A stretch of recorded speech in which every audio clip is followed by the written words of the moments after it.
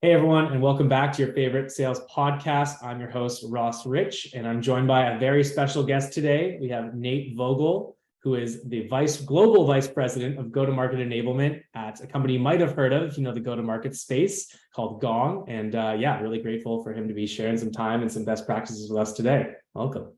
You bet, Ross. Thanks for having me. Of course. Well, before we get into some of the tips and tricks and why people are here, maybe to get to know you first, if you don't mind sharing a quick intro. I know you have a really impressive background across Tableau, Southwestern, a few other awesome companies. If you don't mind sharing the high-level background, and we'll dive right into things. Yeah, you bet. Seattle-based and went to university up here and paid my way through school, decided to work for a company called Southwestern. We can sell educational books door to door, and ended up paying my way through school and doing that for 6 summers and then being a sales leader for 18. So once I was done with that, decided to get into tech, contacted a few of my Southwestern alumni, and one of those was Kelly Wright. Kelly was the EVP at Tableau running sales, and she brought me over to then do enablement. And so for about 9 years, I ran enablement at Tableau. 2 of those were because Salesforce acquired us. So kind of 7 years doing enablement, and then the 2 at Tableau, and then 2 with Salesforce. And then a couple years here at Gong, doing the same thing, running enablement for the go-to-market team, sales, CS, and marketing. Awesome. Well, those companies are definitely storied in terms of their sales skills. So someone coming in for enablement at some of those great companies, I think speaks for itself if folks are familiar with the space and some of the leaders at Tableau and Gong. We were just jamming about a legend, a friend of ours, Skip Miller, who did a lot of enablement stuff with you at Tableau and trained a lot of some of the best sellers out there. So really excited to chat today. Yeah, no question. By the way, shout out to Skip. Very, very thankful. We partnered together, especially at Tableau, and not only sales training, but he's really an expert wizard at one of my favorite topics, and we'll dive into it: sales leadership and sales management training. And he's an expert and pro, and thankful of what he, and I had a chance to do. Awesome. Well, maybe before we dive into the strategy stuff, let's talk about really quickly your personal journey throughout the last, almost 20 years in the sales world. Curious to hear, because this is a common question that I get from a lot of managers, senior managers making the leap to director and VP. What do you think the hardest part of going from that either IC or managing a group of ICs to really owning an entire organization and being responsible at that executive level? Well, I think part of it is just leveraging your own experience, especially as whether you're years in sales and then into sales leadership, and then making sure you have really strong beliefs in what your style is. For me personally, I've only found success with serving people. One of my books behind me, Leaders Eat Last by Simon Sinek. So make sure. I see leaders when they first start getting into managing people, and they're managing more of the tactics, but as many times I'll try to lead with philosophy first and then tactics second. So as an example, big quote I love saying is 10 eyes are better on something than 4 eyes. If one of my questions, my team says, hey, should we get others to look at it, and so the more you could showcase that. And for me, really strong belief in selling with service. And so taking those core philosophies over into leading people, and understanding is basically the same thing, whether it's, you were selling, you're servicing a client or customer. As a sales leader, I used to say to my team, hey, I work for you, you are my client. And then when I got over to enablement, the same phrase, but tailored a little bit differently. And I say this to the Tableau CRO and executives, and the entire team, surely here at Gong, whether you're an SDR or an executive, myself and team work for you. You are our client. So we're built and designed to help you ultimately be successful, hitting and exceeding the number. But that philosophy, so take some time really understanding your management philosophies, how you're going to motivate, inspire your team. I think that's really helpful. And that's something I try to coach new leaders for. I love that. And you hit on something that I struggle with myself during that transition. And I see a lot of people as authenticity, right? That's right for you. And it sounds like that's not just the way that you lead people, the way that you sold before, the way you think about both your team as well as the rest of the organization.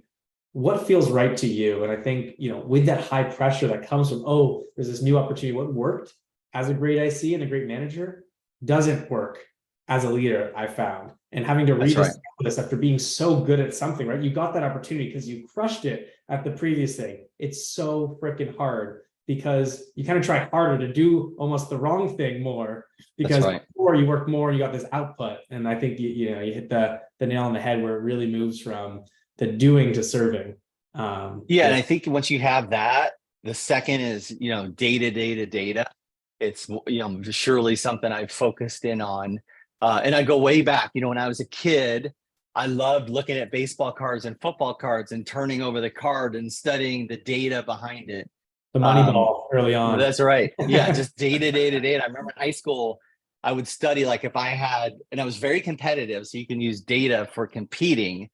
But I remember, if I was guarding a point guard and I knew that they had, 10 points a game, but only 2 assists a game, then more than likely when I was guarding them and they were driving, I knew more than likely they're going to shoot versus pass, and the reverse, right? If you had, my son's a little bit like this. I have a 12-year-old that plays basketball, incredible passer. And in fact, he averaged, 12, 15 assists a game, but only a few points. And so pretty much when I would guard folks like my son, knowing that they're really good passers, when they drove, more than likely they would pass, not shoot. So I was able to use data.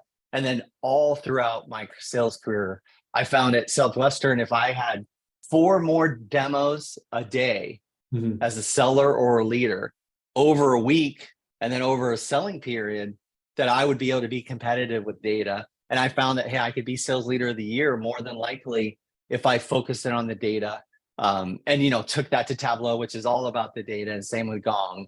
Yeah. So we'll probably dive way more into it. I will still go on record. Speaking of my son, his first word was data, and I will go on record to say that. My wife would say daddy, but I was still, I just joined Tableau when he was turned 1 and was starting to say some words. So I was like, hey, my son gets it. So that is amazing. Well, that's the perfect transition to our first topic as we move from getting to know you to talking about some of the insights that you're going to share here.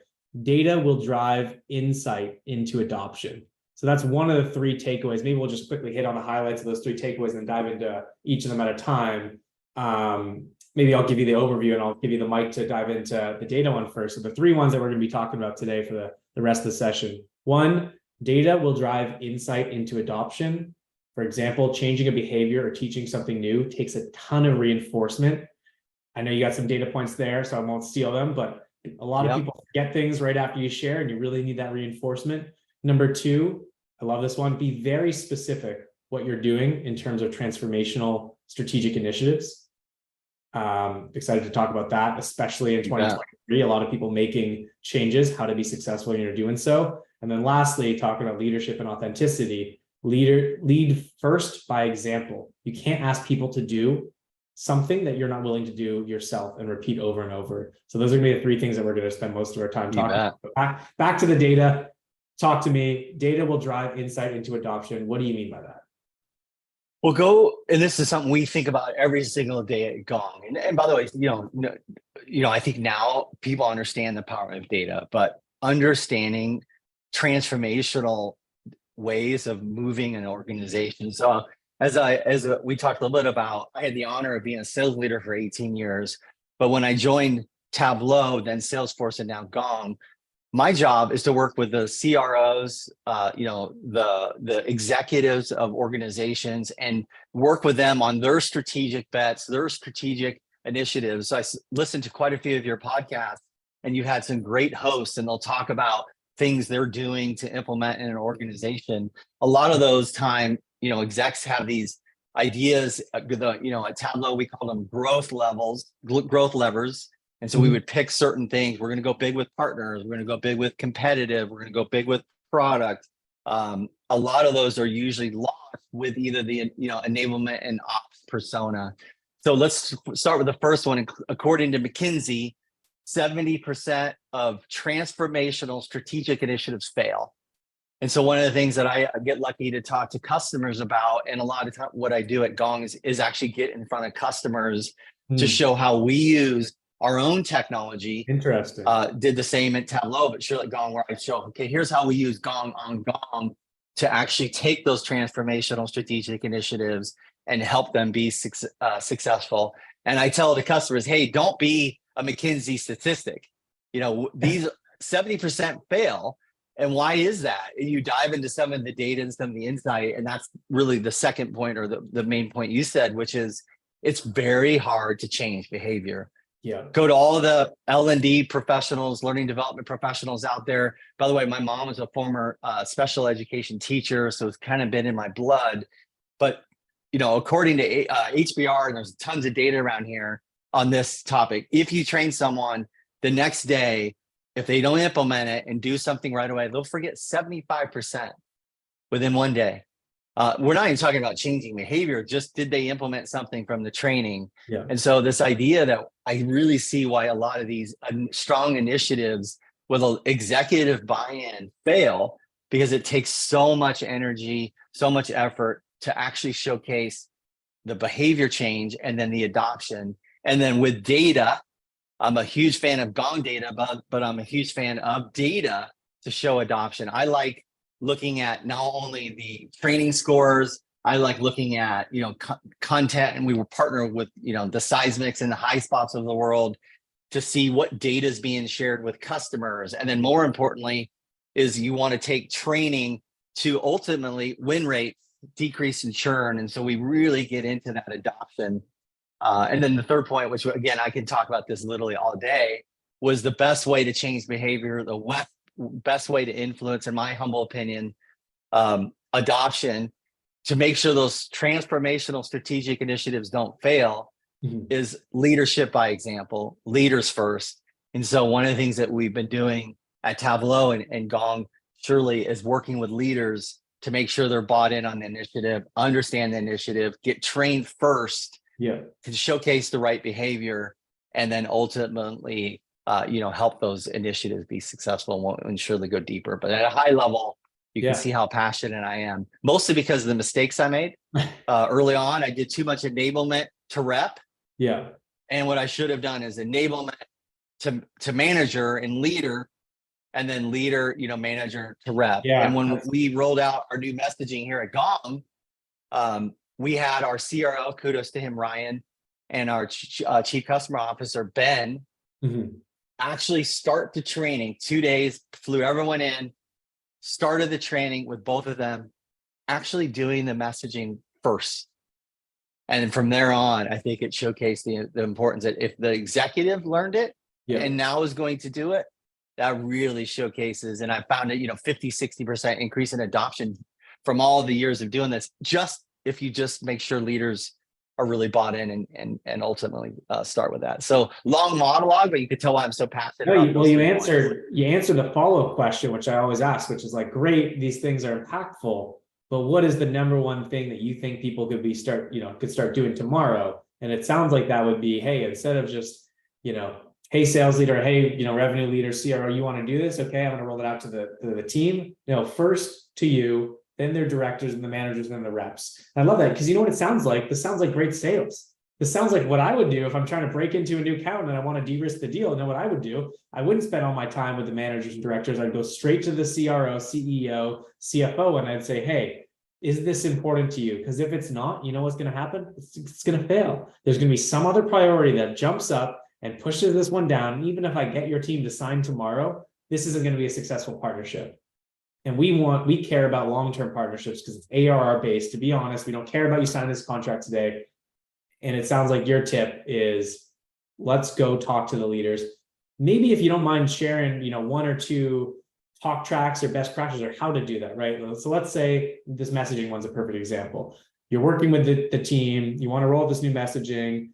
How do you make sure, with their schedules, obviously busier than the sellers, themselves and the managers, how do you make sure you get that buy-in? How do you communicate how important it is for them to be spending their valuable time on this kind of stuff? Yeah, you bet. It's a great question. I don't just maybe tactically use the example we just did. But this happens. And I saw that Tableau and Salesforce and many companies that I coach with, I'll even say sometimes, hey, what's your at kickoff? What are you launching? What are you doing? And they'll say, yeah, we're doing, 6 key things. And I'm like, okay, how are you going to do it? And then they'll mention, I'll say, well, hey, question, did you do manager training? No, not yet. And then I'll say, most important, how are you going to measure effectiveness? And they'll usually say, we're not sure, or we'll say, well, we're going to measure how the training goes that day. So back up to our kind of key point, 70% of all transformational strategic initiatives fail. And part of it, I think, is then taking that strategic initiative, which is executives have great insight, and then take that and write it down. So I was very blessed to work closely at Tableau with Adam Selipsky. Adam came over from Amazon when he became our CEO and president of Tableau. One of the things that he brought from Amazon was the 6-page narrative philosophy. I don't know if you've heard about this, Ross, or familiar, but you can Google it. No. By the way, Salesforce has something similar called V2 Mom. Yes. So it's this, I've seen this that, kind of concept where you write down strategy and then you put together a plan. So Adam, if we were going to launch, something at kickoff or do something with, new account planning or something for the enterprise, we would write a 6-page narrative. And these narratives are designed to put everything in writing, be very data driven, make sure it's very cross-functional. And these transformational initiatives usually include marketing and other parts of the company. And so getting everyone aligned on what's the data, what problem we are trying to solve, and then what's the plan. And so one of the things I try to talk to myself and the team about, another really tactical example book, is go get the Pyramid Principle by Barbara Minto. I think I said that right. They called it the McKinsey Bible, but the idea is to really actually think about strategic writing, putting things actually down in paper. And so that would be maybe the first thing is, really taking time to think of that strategy. So at Gong, we had a large messaging initiative. We worked with product marketing. We brought in a vendor. We work closely with Corporate Visions, who does a lot of messaging. We work, I always believe, build with the people, for the people. So instead of just the execs in a room, we brought sellers and CF and marketing and execs and pulled that together for a few days and had multiple revs, not just with the leaders, but also the people that actually would be using this messaging, created this new messaging, and then built in the plan is how are we going to make sure to deliver. We had basically 6 or 8 weeks to kind of figure it out, because we were going to meet in person, which we have obviously not done a lot of since COVID. And we're going to bring all of our sales team in person for a couple of days in Santa Monica. And then a few weeks later, we were going to bring all the CS team, customer success, in a room. And so you work back and you say, okay, if you have to do the training there, then we've got to train the managers here. Then we've got to train, our CRO and CCO here. And we know that they're going to be super busy and they, kind of ultimate revs. Then how are you going to measure it? And so with Gong, one of the great parts of our technology is we call it smart trackers, but this idea that you can set up in advance and teach the model how to measure effectiveness. So one of the things that we did is we did the training. We had, Ryan lead, we had our managers bought in, we did the training, couple of days of whiteboarding and practicing the messaging. And then once we left, by the way, really high CSAT scores. So the team loved it. Like a lot of trainings they do, might have been the in-person event, might have been the drinks that we gave them and food and treated them great. Yeah. But with Gong, and more importantly, the data, we can actually see how effective, and that's that kind of second key point, how's the adoption? How's the reinforcement? So we can actually capture the conversations that are happening either virtually or, with an app, if it's in-person meetings. And then that was really fun. So we had a goal of being 90% adoption, and then ultimately a 15 to 20% increase in win rates. And over 3, 4, 5 months, we're at about an 80% adoption.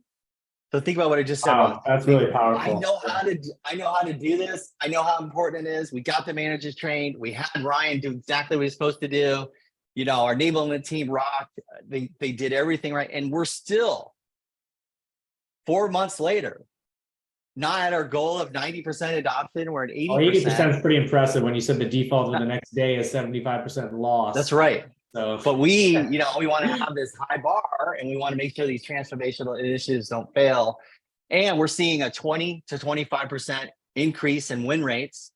We can again track that with Gong and the technology. And because we trained our CS team on the same thing, we're seeing a 6 to 8% decrease in churn by the training. And so the ultimate goal, going back to that strategic initiative not failing, is all this work, all this energy, all this focus on adoption and reinforcement.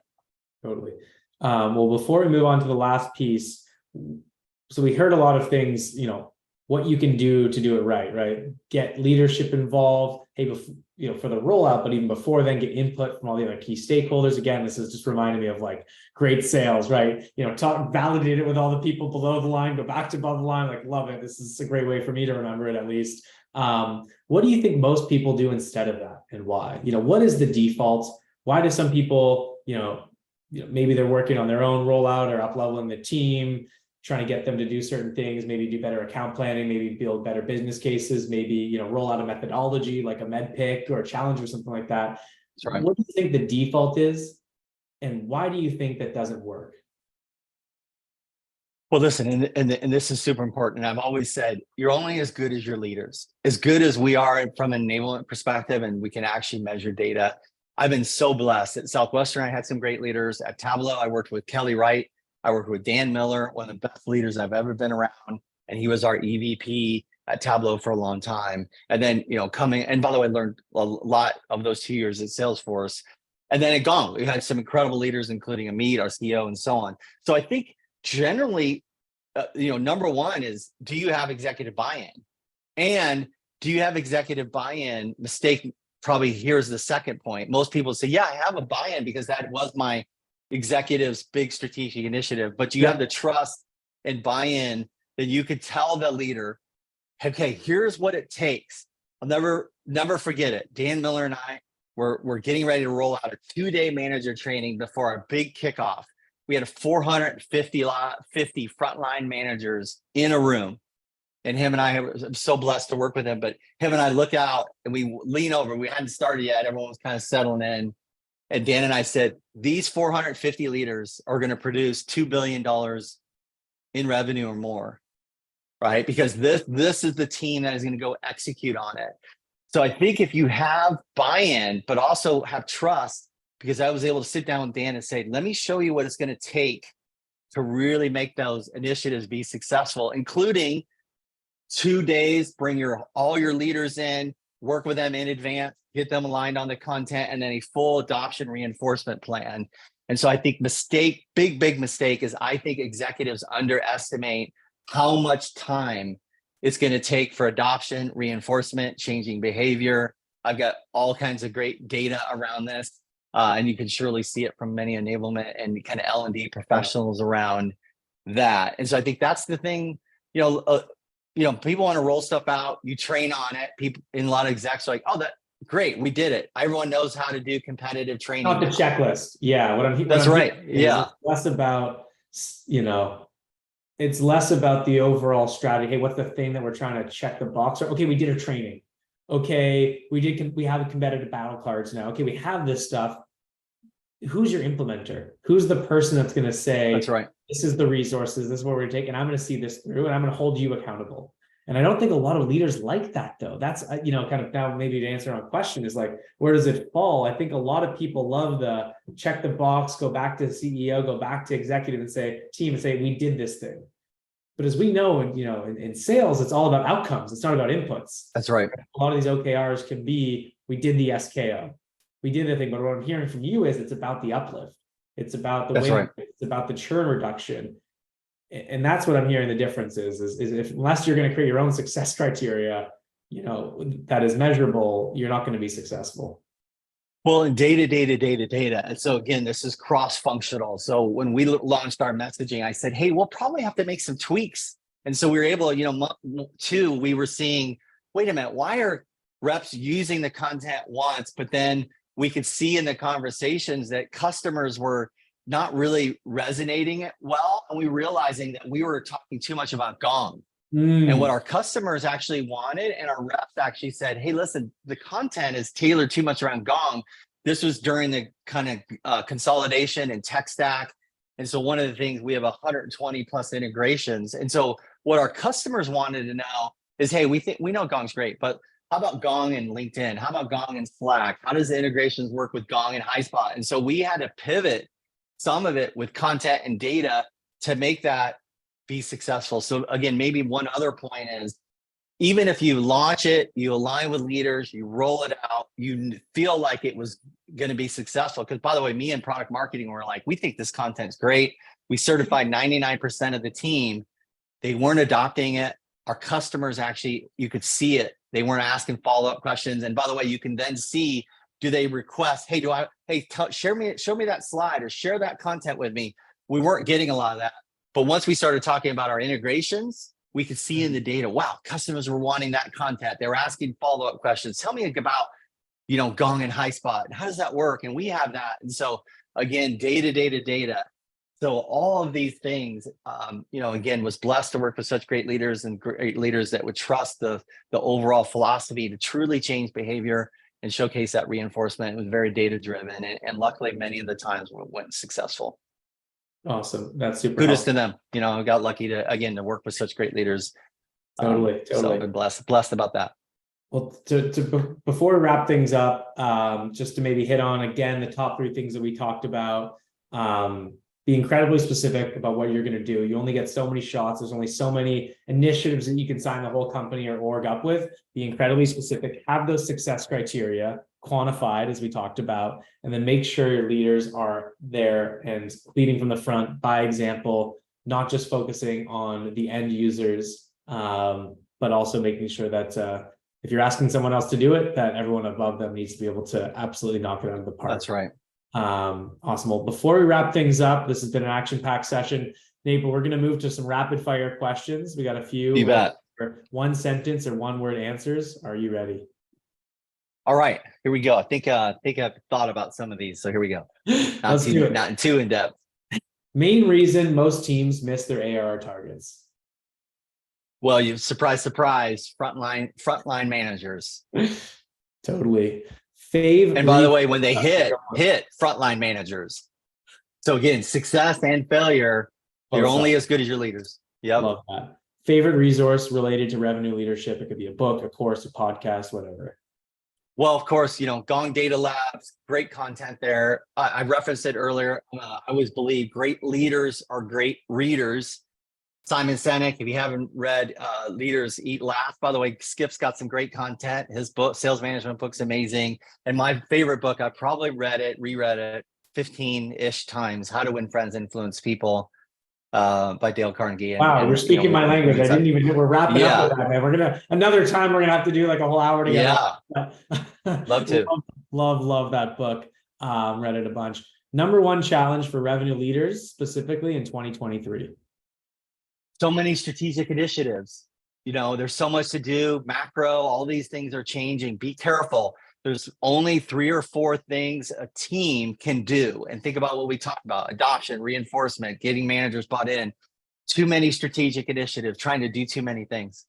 Yeah, I've definitely signed us up for too many things at some points in time. So that's a helpful reminder. Okay, this is a tough one. Best segment: SMB, mid-market, enterprise. Well, I'm a huge fan. Remember, I started my career selling books door to door, paying my way through school, 100% commission, working 80 hours a week. So SDRs out there, every office, every time, Tableau, Gong, wherever I'm at in my future, I will go to the office and phone with the SDRs. Nothing better. You learn, you spend time with them. They're the front lines, and so thankful of them. Love that. Most important organization. This is gonna be a really hard one for you, man. Sales, CS, or marketing? It's easy. Go to market. All 3. Oh wow! All 3 of them. There's not one wins more. And I say this, and Ross, I promise you, I'm not just being cheesy here. I believe you win together, you lose together. You can't sell a customer, especially today, and then not have CS aligned to what is going to be delivered. All of the marketing and reinforcement, it's got to be one team. One reason I'm proud to kind of be part of that go-to-market function and understand that all 3 win together, lose together. So that's my answer. Love it.